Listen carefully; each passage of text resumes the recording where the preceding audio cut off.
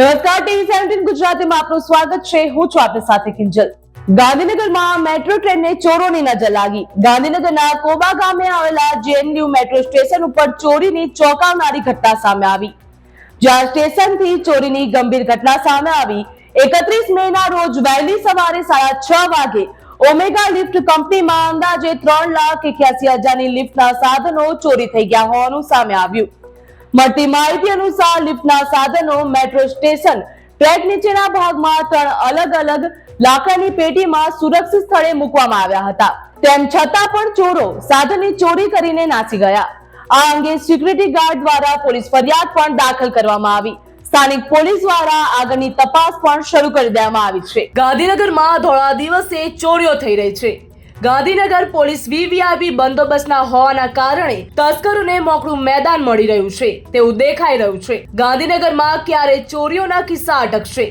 નેત્રમના camera લગાવેલો હોવા છતાં પણ કેમ કેમેરામાં કેદ નથી થતા તસ્કરો, એ એક મોટો સવાલ છે।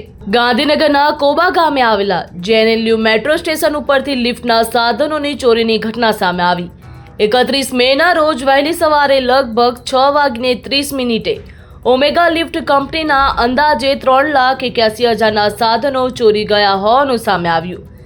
સિક્યુરિટી ગાર્ડ રવિન્દ્રસિંહ બેહોલાની ફરિયાદ મુજબ મેટ્રો સ્ટેશનમાં ટ્રેકની નીચેના ભાગમાં 3 અલગ-અલગ જગ્યાએ લાકડાની પેટીઓમાં લિફ્ટના સાધનો સુરક્ષિત સ્થળે મૂકવામાં આવ્યા હતા, જ્યાં તસ્કરોએ આ પેટીઓ તોડી અંદર રહેલા સામાનની ચોરી કરી લીધી। ચોરાયેલા સામાનમાં 480 નોન સ્ટાર્ટેડ ગેસ્કેટ હતા, જ્યાં 456 anchor bolt, 912 hex nut, 912 heavy type spring washer હતા। ઘટનાની જાણકારી મળતાની સાથે સિક્યુરિટી ગાર્ડે સુપરવાઇઝર કૈલાસભાઈને જાણ કરી, જેમણે ઓમેગા લિફ્ટ કંપનીના અધિકારીઓને ઘટનાની માહિતી આપી।